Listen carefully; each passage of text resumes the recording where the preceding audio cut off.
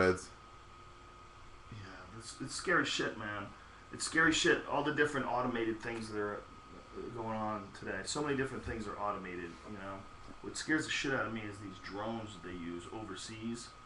You know, when they have these drones that fly above Pakistan and launch missiles down. Because we're not at war. We're not in Pakistan. But there's like, you know, Taliban dudes that are in Pakistan. Mm-hmm. So we want to fuck them up. So we send these robots in space. I mean, this is like fucking...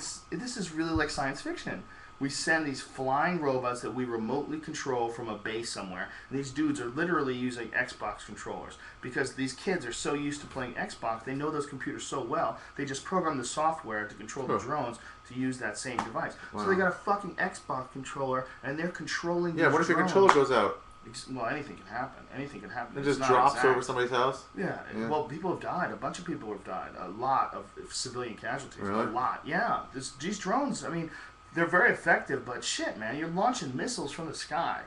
You know, who the fuck knows? You're going civilians? into... No. No.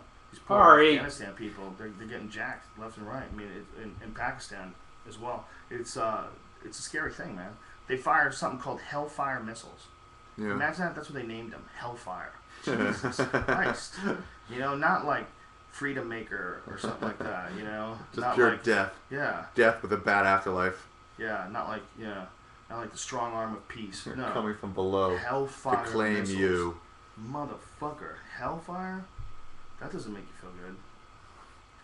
The whole idea of the whole war is so crazy. What's really crazy is that the CIA had the president of Afghanistan's brother on his fucking payroll. Really? Yeah, and this guy is like deep in the poppy business. The CIA was paying him. It was just recently revealed. The CIA has been paying him for a long time. He was on the CIA fucking payroll. He's the brother of the president in Afghanistan, and he's in the poppy business. Wow. I mean, the whole thing is crazy. That's 90-something% of the world's heroin all comes from Afghanistan. 90-something%. Guaranteed some evil motherfucker in some high lofty position. You know, I don't want to name the organization because who the fuck knows who's really bringing it in. I mean, if it even has a name. But those guys are profiting off that shit. Make money off it. Distributors. For sure. It's been proven many, many times. You know, there's a plane that the CIA had, and we talked about this before on the show, where this plane had crashed in Mexico with 4 tons of cocaine in it. And it was a jet that had been to Guantanamo Bay twice. It was a CIA jet. This fucking jet had been to Guantanamo Bay on 2 separate occasions, and this fucking thing was flying cocaine into the United States and crashed in Mexico. 4 tons of coke, man. So many different stories about if you want to look any of this stuff online, look up that plane that crashed. Then look up the story of Barry Seals.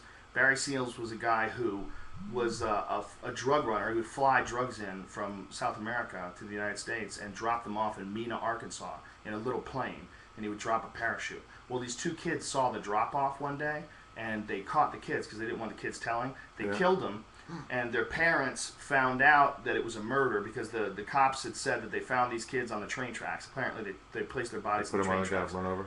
And they said, they got stoned and they laid out on the train tracks. And the parents did autopsies, had autopsies done. They found knife wounds. The kids had been stabbed. So they stabbed these kids and killed them, and then they laid them on the tracks. And so then it became this gigantic investigation.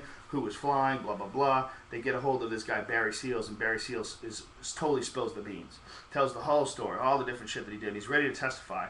Goes to court, and they fucking assassinate him literally on his way to court. Oh, no. So this dude's on his way to court. He's got George Bush's phone number in his pocket at the time, and he gets murdered in his car on the way to talk about it. Wow. I mean, and this is a guy that was an employee of the CIA, and there's not just those. There's a bunch of them. Michael Rupert is a guy who wrote a book about it. He was an LAPD detective, and something in LAPD. I don't know what he was, but he busted the CIA selling drugs, and he's like, and he was told to back off the case. And he's like, this is fucking insane. And he's written books about it. He's got this website fromthewilderness.com, I believe it is. You know, and it's all detailing all the different corruption and they're doing it right in front of everybody's fucking face. That's the crazy thing. I mean, think about how much goddamn cocaine is in this country. It's not all coming in because of retarded criminals. Because most people that are smuggling cocaine... So like huge organizations and stuff? That's what you're saying? It's the government. The government has something to do with it, for sure. Someone in some aspect. Why wouldn't they? If these people want to do drugs, you know, what the fuck? Who's making money off the drugs? They probably feel like, look, the bad guy's going to make money off the drugs anyway. Let's just cut them out. We'll take the money. Fuck it. Drugs they're going to be out there no matter what you do. And it's all like a nice little cycle because the more people get arrested for those drugs, the more these private prison companies, the companies that own these gigantic prisons, the more they're happy because more people are in their prisons, and the more people that are in private prisons, the more profit they make. So they support all this shit. So they actually support drugs being illegal. They want them to be illegal. Mm-hmm. They push for it. It's fucking crazy. The whole big package is fucking crazy. And the idea that the government is behind it all, that there's evidence of it, just makes the whole thing mind-blowing. It's just so nuts. The fact that the DEA, you know, is like in cahoots with the CIA, and it's all like a big game at the very top. It's all horseshit. It's all just profit and money. How much fucking money must they be making? There must be so much money in drugs. Who gets the money? I don't know. That's the good question, right? That's a good question. How many people are involved, and where does it go? I mean, if someone in the CIA, someone in the organization really is selling drugs, is it just every now and then a rogue agent goes fucking nutty and cuts some deal with some fucking drug smuggling killer? Or is it all the time? Do you think it's all the time? If that's how it gets in the country, that's what you're saying. Yeah, I mean, how many times has it happened, though? I mean, how much cocaine do we have already here? How long does cocaine last? You know, if you bring in a whole gigantic ship full of it, where would you keep it? How long does it take to get it on the street? Someone's bringing it in. It's not these morons. It's not. They'd be getting busted left and right. People that are so crazy that they're willing to do something that insane, like smuggle $1 million worth of cocaine into the country, those people are crazy. Those people get busted doing shit. That's not like a rational person. I think they option that part out. Like they hire somebody to transport it. The more people you hire, the more people are going to kill you.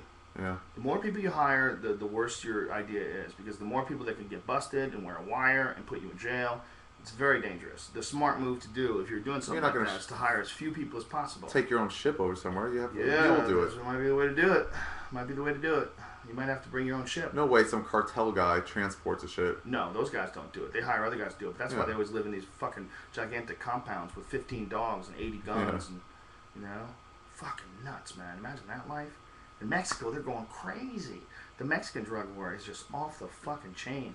When we talked to Victor about it, you know, the dude, Victor Davila, he just got out. Our guy from the UFC who does Spanish commentary, he does my job. He just got out of Juarez.